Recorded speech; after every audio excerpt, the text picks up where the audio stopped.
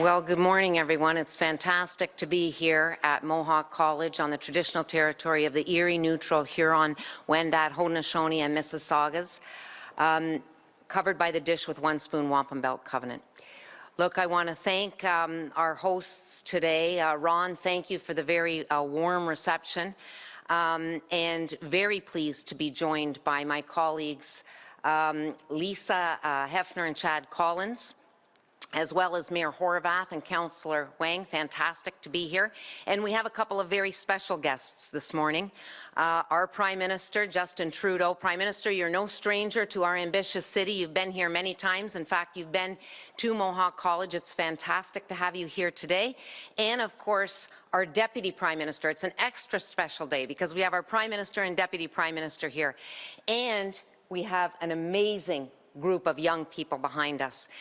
And look, we just took some time having a conversation with these young folks behind us, and I just want to assure you, this isn't a one-off. This isn't a one conversation. We each have youth councils that we engage with throughout the year. I have a post-secondary advisory group because I have 3 post-secondary educational institutions in my riding, MAC, Mohawk, and Redeemer. And these conversations really help us as we move forward with planning what we as a government are going to do, what our path forward is. And the Prime Minister and Deputy Prime Minister are going to speak more specifically about the budget itself and the supports. I want to speak generally about the importance of supporting millennials and Gen Z. We recognize that this is a group that needs support. And this isn't just the moral thing to do, the right thing to do, it's actually the smart thing to do. Because when we look at the potential of our young people, we want to position them so that they can put their best foot forward. The Prime Minister and I have had the privilege of working in education. We've seen this potential up close. We've seen it firsthand. And we want young people to know that our government is with you every step of the way. We can't wait to see what you do next, and this budget is going to help get us there. So, without any further ado, I'm very happy to now turn the mic over to our Prime Minister, Justin Trudeau.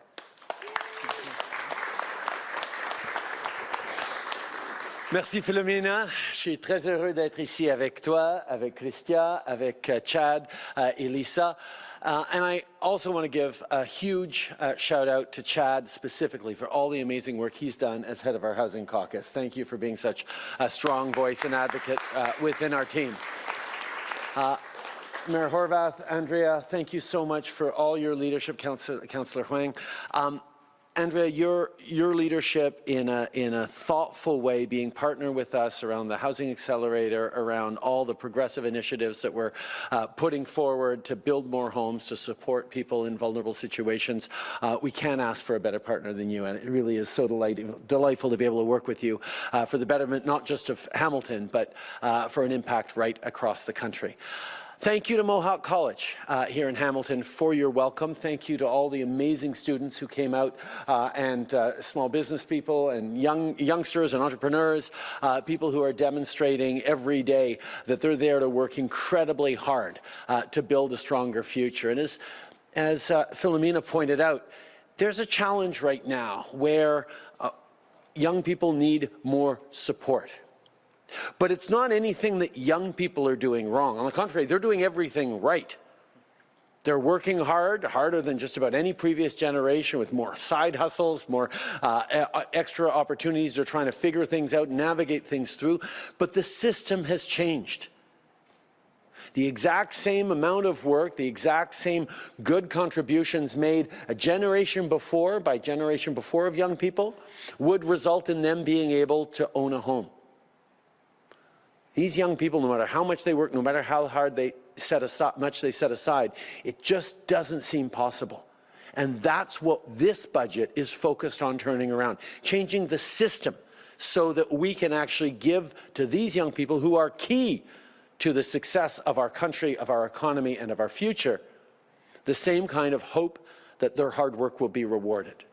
So we're here to talk about what we're doing to make housing more accessible and more affordable right here in the GTHA and right across the country.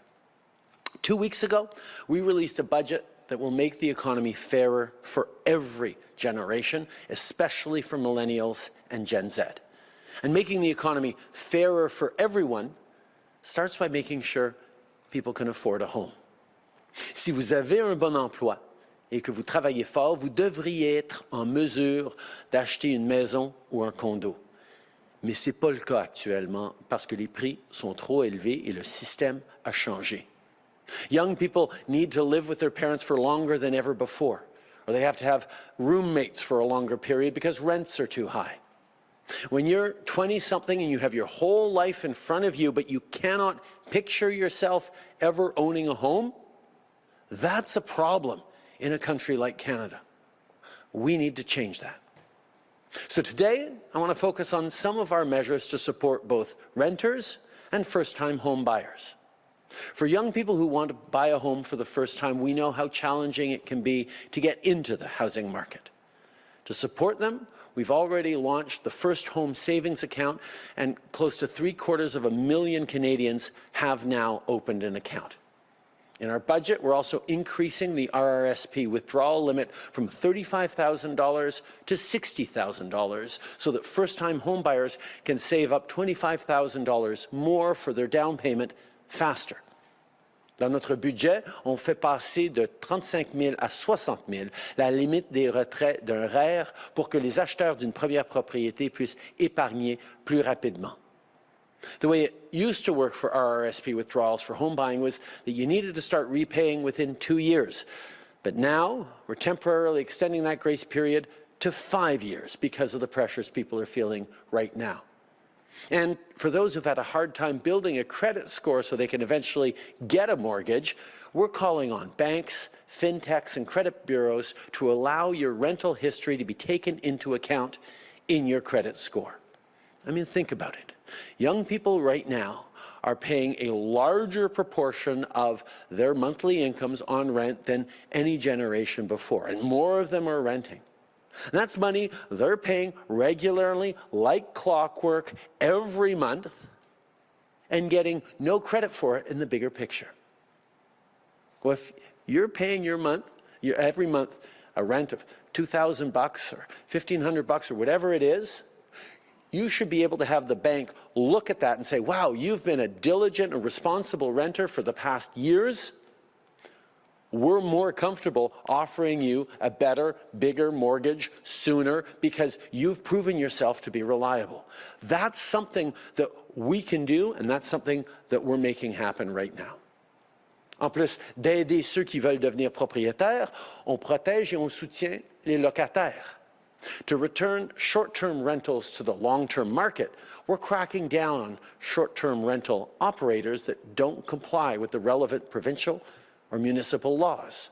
And to support these efforts, we'll launch a $50 million short-term rental enforcement fund. Mayor Horwath, Andrea, I know that Hamilton recently passed a first-of-its-kind law focused on protecting tenants against rent evictions. Thank you for leading the charge on renter protection locally, and you can count on the federal government to be here as a partner on housing and on protecting renters. La crise du logement est complexe, et la seule façon de la régler, c'est d'adopter plusieurs solutions responsables. Des solutions pour aider les locataires, des solutions pour aider ceux qui veulent devenir propriétaires. This week, some of these measures that I just mentioned were tabled in the House of Commons, including an extension on the ban on foreign buying of Canadian homes by an additional 2 years. Unfortunately, true to form, Pierre Poilievre has already said that the Conservative Party will vote against these housing measures. So it sort of begs the question, what exactly is it that he's against? Is it that they don't want young people to be able to withdraw more money for their RRSP to buy a first home? They don't want to extend the ban on foreign buying of Canadian homes? They don't want to provide extra support for renters who are vulnerable in this high-pressured market? I'm curious because they keep pretending that they take housing seriously, but really they don't. Notre gouvernement va continuer de travailler fort à chaque jour pour rendre le logement plus abordable afin que chaque génération ait une chance équitable de réussir. Merci d'être ici aujourd'hui. J'ai maintenant le grand plaisir de passer la parole à la ministre Freeland. Chrystia.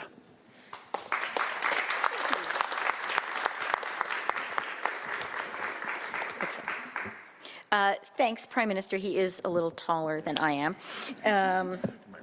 Okay, he's also our tech support in the cabinet, actually, true fact. Look, it is so wonderful to be here in Hamilton today. Thank you so much, Mohawk, for hosting us. I want to say how happy I am to be here with my amazing colleague, cabinet colleague Filomena.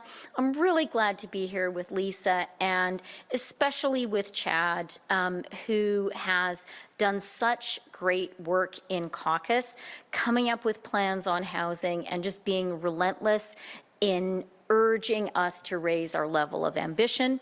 I am so happy to be here with Andrea and with Tammy from the great city of Hamilton. And above all, what a great conversation we've just had with the young people who are here with us today. Candid, open, and what I really heard in that conversation was what I would say is the realization which is at the heart of the budget. And that is that right now in Canada, life is just too hard, particularly for young Canadians, for millennials and for Gen Z. You can study really hard. Here we are in Mohawk College. We talk to a lot of people who are in the middle of their studies or just finished them. You can get a really good job, but it just seems out of reach to be able to get that comfortable middle class life that your parents had. And that is not okay. The promise of Canada means all Canadians who are working hard have to be able to have that middle class life. And so that is really what the budget was built to address. Et c'est pourquoi, dans le budget, on est vraiment ciblé sur trois choses. Premièrement, le logement. Le Premier ministre a décrit les politiques clés concernant le logement. Deuxièmement, l'abordabilité avec les programmes comme les soins dentaires, comme les investissements continuels dans notre système national des garderies de petite enfance et les investissements absolument cruciaux dans l'économie canadienne. We know we have to invest in the economy because that's where all the people who are here with us will be getting those great jobs that are the basis of a great life. And I am so pleased that the budget includes $5 billion investing in secondary, post-secondary education, investing in research, investing in students. Such an important investment in our economy and our productivity. And we've done all of that by asking those who are doing the best, who are most successful in our society, to contribute a little bit more so that we can pay for these essential investments. Because we knew when we put together the budget that we had to do it in a fiscally responsible way. We knew how important that was for Canada. And so I'm going to conclude by sharing some really good news. And that is that yesterday, Moody's, one of the main ratings agencies, reaffirmed Canada's AAA credit rating with a stable outlook. They pointed out that Canada has been very successful in bringing down the debt from the peak of the pandemic when we had to support Canadians, and that we are on a fiscally sustainable track going forward. There's a line in the report where they say room for improvement, and they say actually Canada has a AAA rating, the highest possible, so there is no opportunity for the rating to be higher. Now, why do I belabor this point? Because that fiscal responsibility is the basis for all the investments that everyone here needs to make. That is what makes it possible for Canada to borrow at a more favorable rate than other countries in the world. And that makes it possible for Mohawk to build those student residences and get that money at an affordable interest rate. It's what is going to make it affordable for all those purpose-built rental builders to get the financing they need to build those properties.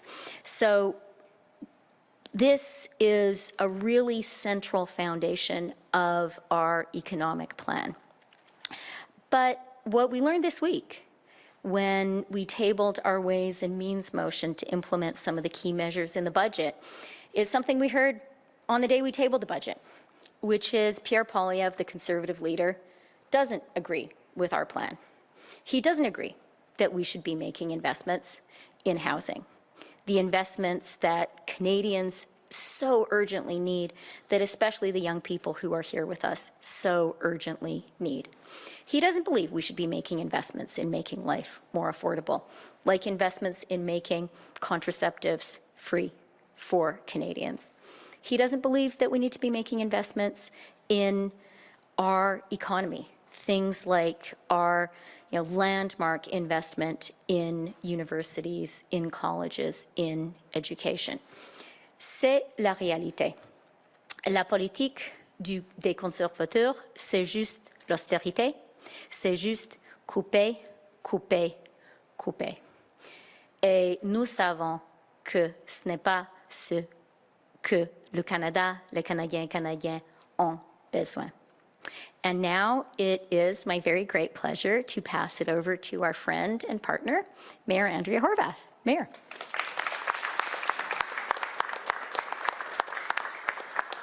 Thanks very much, Deputy Prime Minister. I'm very pleased to be here at Mohawk College, so thanks to Ron McCurley and the team here at Mohawk for allowing us to use your wonderful space to host the federal government here in the great city of Hamilton. I'm pleased to be here with, of course, the Deputy Prime Minister who just introduced me, as well as the Prime Minister and our Minister Tassi locally, as well as our MPs, Chad Collins and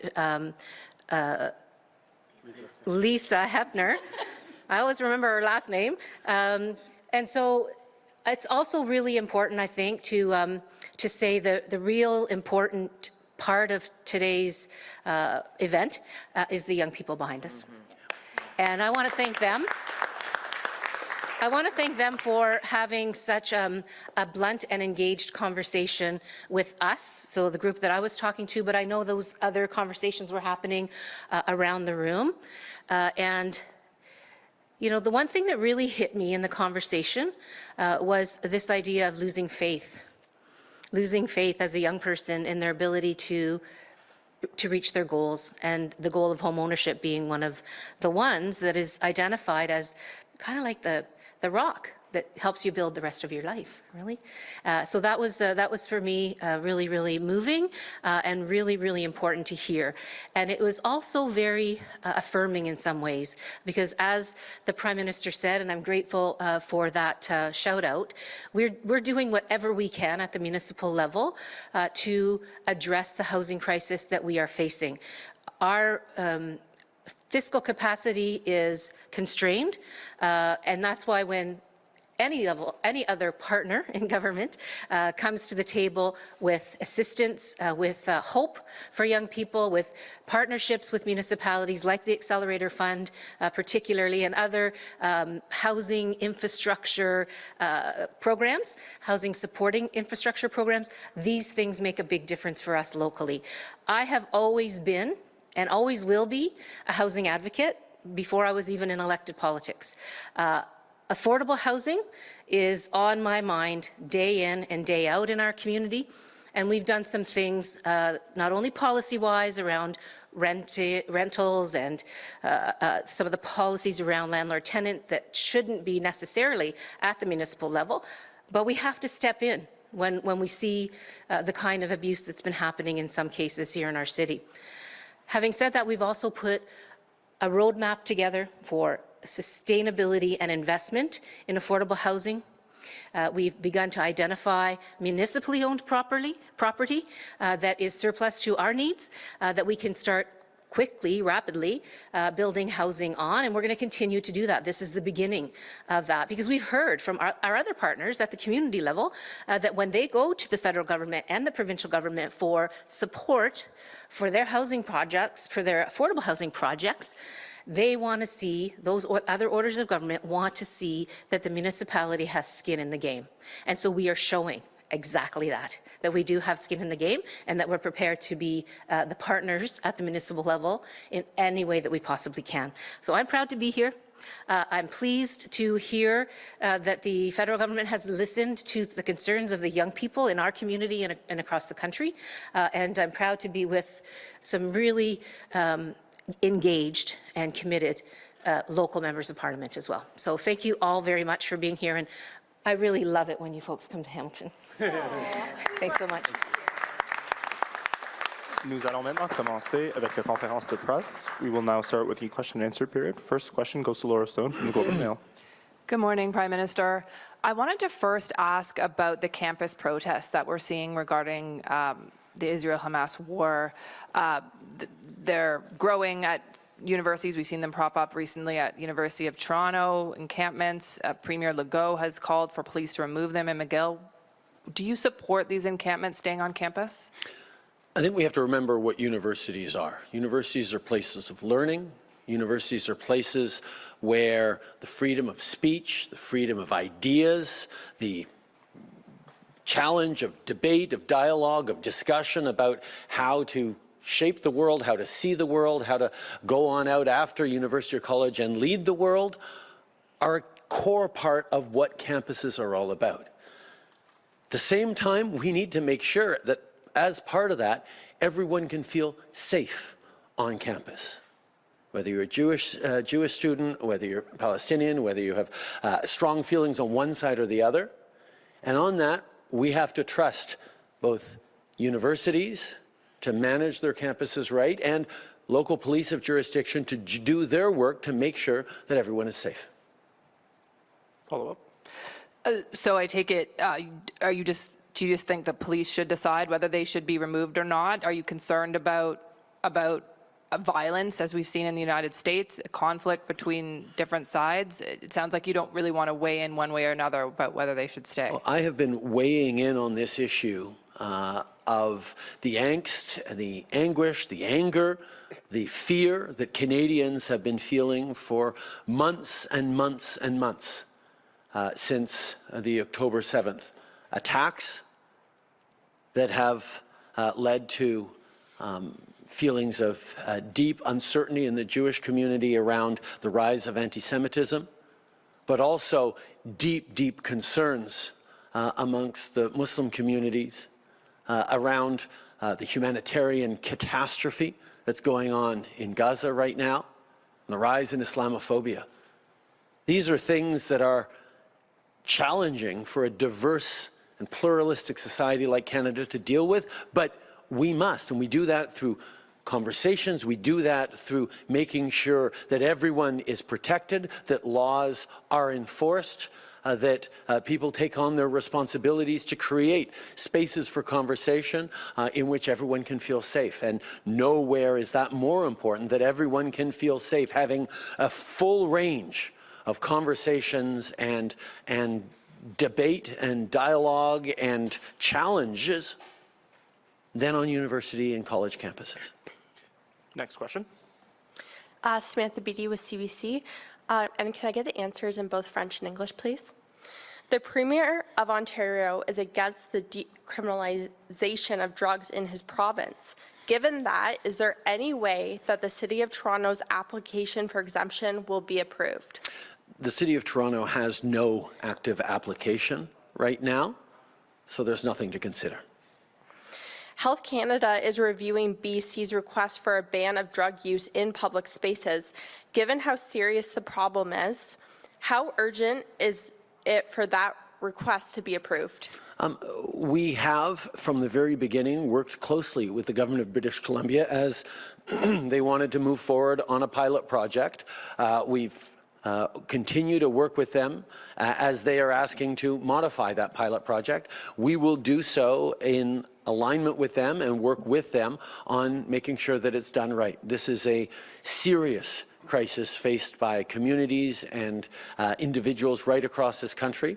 We're always going to be there to work in responsible, fact-based, compassion-grounded ways on this public health crisis as a public health crisis in ways that are right for every jurisdiction and led by every jurisdiction. Et en français?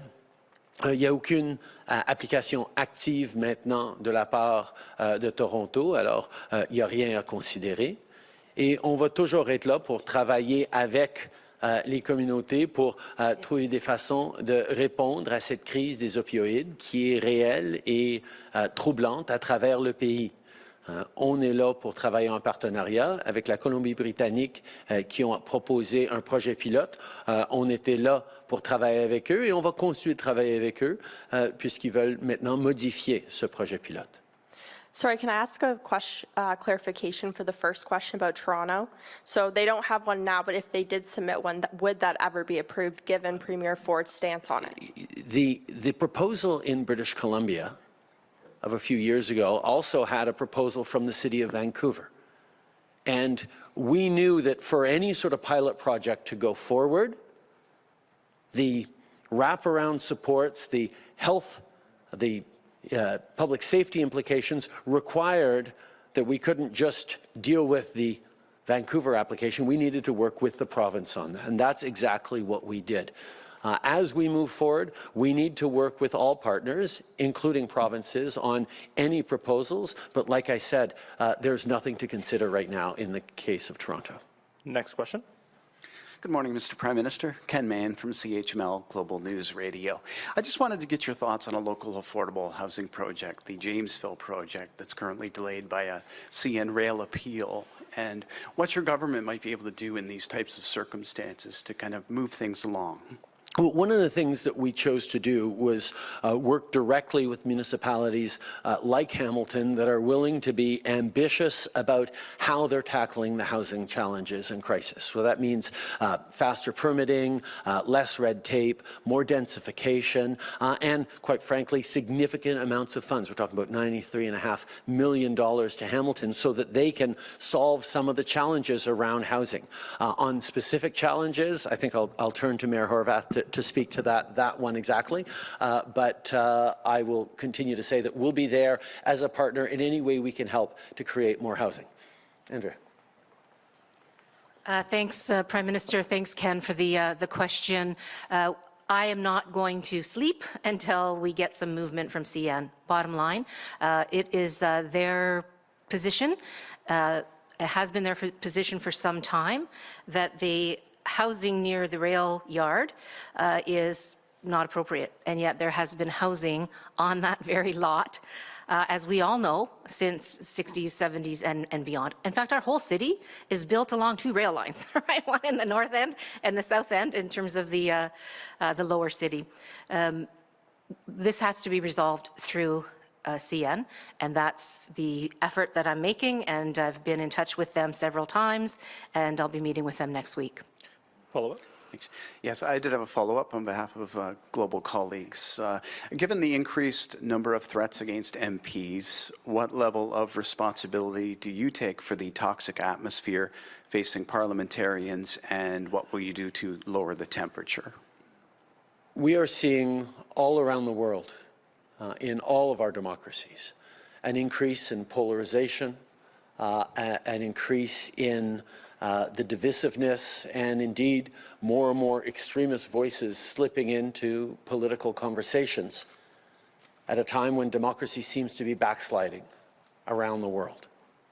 That is why it is incumbent on every politician, every leader, to take on their responsibilities about trying to bring people together and trying to solve the challenges that are out there, which makes it so completely irresponsible that in all the hubbub in the House this week, people are overlooking the fact that the leader of the official opposition refuses to condemn a violent, anti-government, white nationalist organization like Diagolon.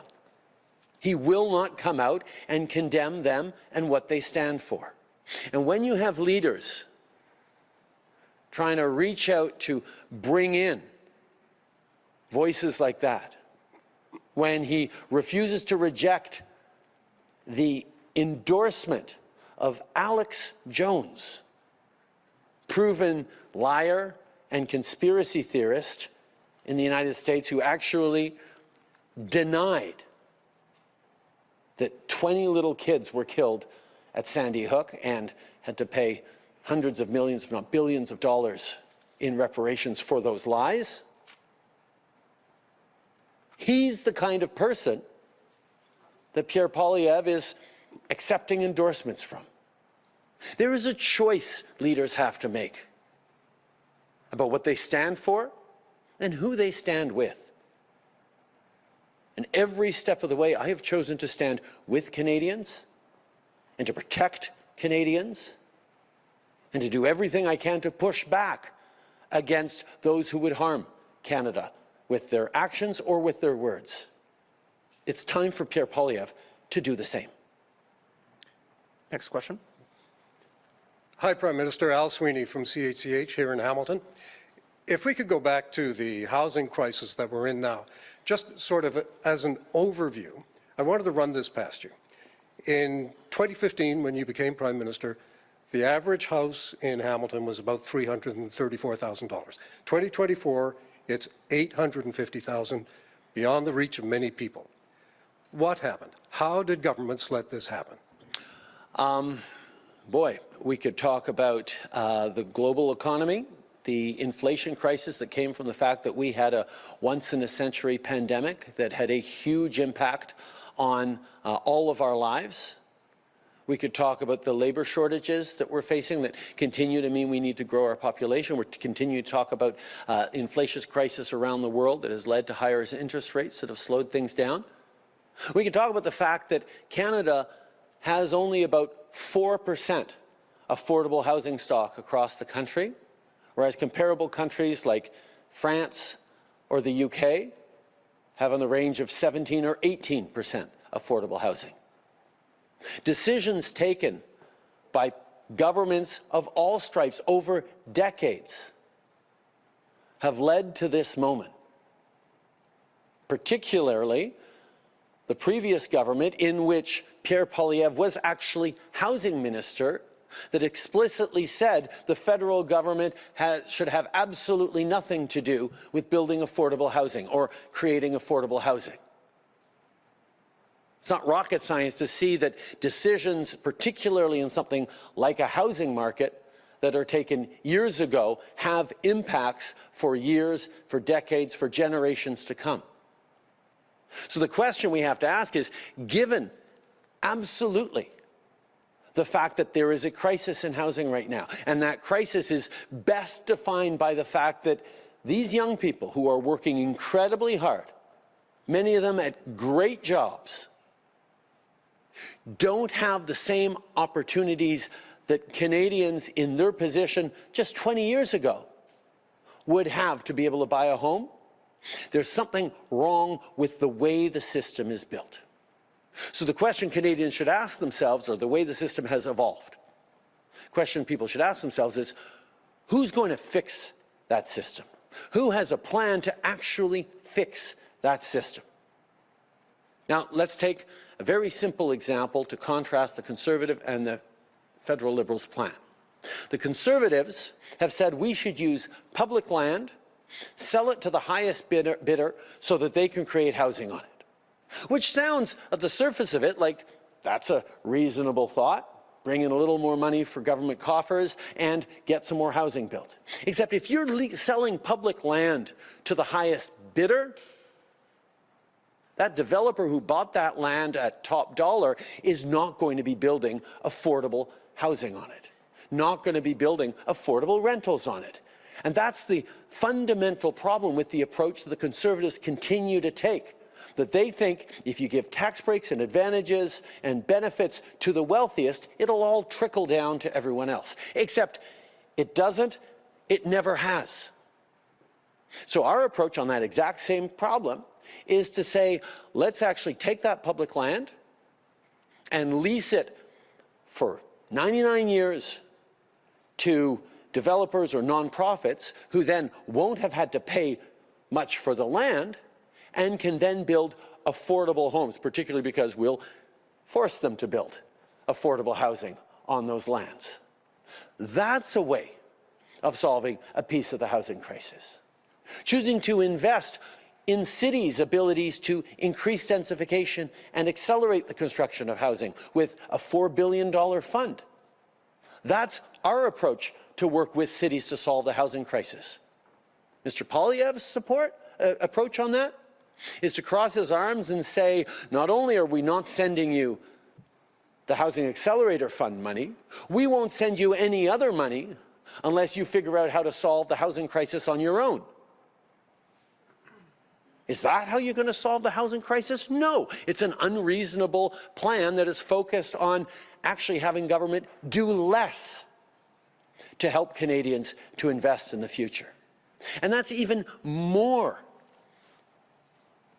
nonsensical as an approach, given the fact that the entire core message of the Conservative Party of Canada is that somehow Canada is broken and the investments this government has made over the past years has rendered us into a horrific fiscal position. Now, the reality is, yes, Canadians are squeezed right now, but that's why it is important for governments to step up on things like free dental care for seniors, cutting childcare fees in half, delivering free insulin and free prescription contraceptives, stepping up with programs that bring in global investments, whether it's Stellantis or Volkswagen or Honda or what have you, right across the country. These are decisions we're taking because we can, because Canada, despite what Mr. Poilievre has the best fiscal position in the G7, the lowest deficit, the lowest debt to GDP ratio, the size of our debt as proportion to the size of our economy is lowest and getting lower. Moody's yesterday, one of the independent bond rating agencies, so you don't have to take my word for it, you don't have to take his word for it, you can look to the experts, has said Canada has confirmed its AAA rating. We are the third largest economy in the world after the US and Germany with a AAA credit rating. It means we have a responsible plan even with, or perhaps because of, all the investments we're making in supporting Canadians through this. So when Pierre Poilievre throws up his hand and says, everything's broken, we should just be really mad, without actually offering any solutions for these young people, while he continues to play footsie with extremist white nationalist organizations, you begin to see the kind of unreasonable leadership that he's proposing. Follow-up. Thanks for that. So, bit of a rant. Just as a follow-up, with federal programs, provincial programs, and municipal programs, how long is it going to take to get out of this, to reach the point where we were 2010 or so, where someone with a job and a little bit of savings for a down payment can actually buy a home? We project that our investments and our comprehensive and ambitious housing plan, the most comprehensive and ambitious plan that Canada has ever seen, will contribute to creating close to 4 million new homes over the coming decade or so, over the coming years, less than a decade. That is going to, we're going to see real changes. When we announced cutting of the GST on purpose-built rentals, within a couple of days, a whole bunch of different companies across the country put up their hands and said, okay, we can now build thousands more purpose-built rentals because of this change that makes the math work. And similarly, across the board, what we're doing is resulting in building more homes, delivering more supply, particularly affordable supplies. So the big change is that young people that I spoke with who right now are saying, I don't even think I'll ever be able to afford a home, will suddenly say, okay, I now see that there's a path for me to be able to buy a home. Maybe not right now, maybe not this coming summer, but in the coming years, this is going to change. And this is as much about building that optimism again that young people need to have in the future of the country, which is part of why we made the decision to ask the wealthiest, often of older generations, whose money works for them, instead of necessarily them working as hard as these young people are for their money, for their salaries. We've raised the capital gain inclusion rate to make sure that the people who've done the best over the past years in a society and an economy that is tilted slightly towards them actually gets retilted a bit more towards the young people we need to continue to grow our economy long into the future. Last question. Hi, Nicole Thompson with the Canadian Press. The Trans Mountain Pipeline began operating this week. It is well behind schedule and well over budget. Do you still believe it was a good choice for the government to buy this project? This project wouldn't have happened if the government didn't purchase it and de-risk it. And that's what we chose to do. Because even with all our ambitious plans on reducing our emissions and getting to a net zero world, we still right now live in a world that relies on oil and gas. And Canada was captive of the US market for our oil and gas. So we weren't even getting a fair price on the oil and gas that we were producing in Canada. So expanding the Trans Mountain Pipeline is about getting more export markets and actually increasing the value for Canadians of the oil and gas that is needed right around the world right now. Now, what we choose to do with that money flowing in is also really important. That's why we've put forward the most ambitious climate change plan this country has ever seen. And it was actually confirmed that for the first time, a Canadian government is on track to hit its climate targets.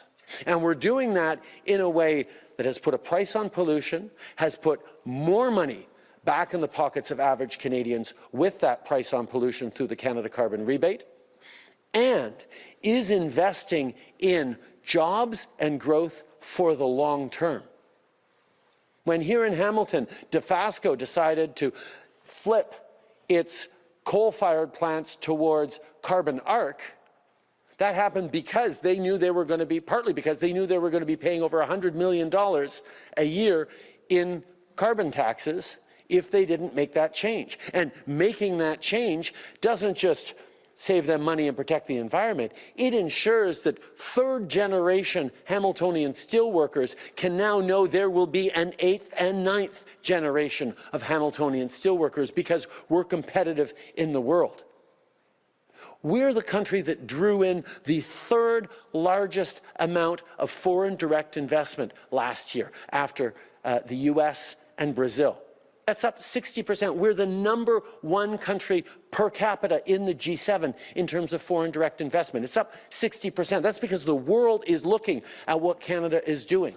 And whether it's Volkswagen or Stellantis or E1 Moly or any range of investments from Honda to Northvolt to others, we see that the plan we're putting forward to build both a pathway to net zero and a growing economy with good jobs and good opportunities for everyone is working.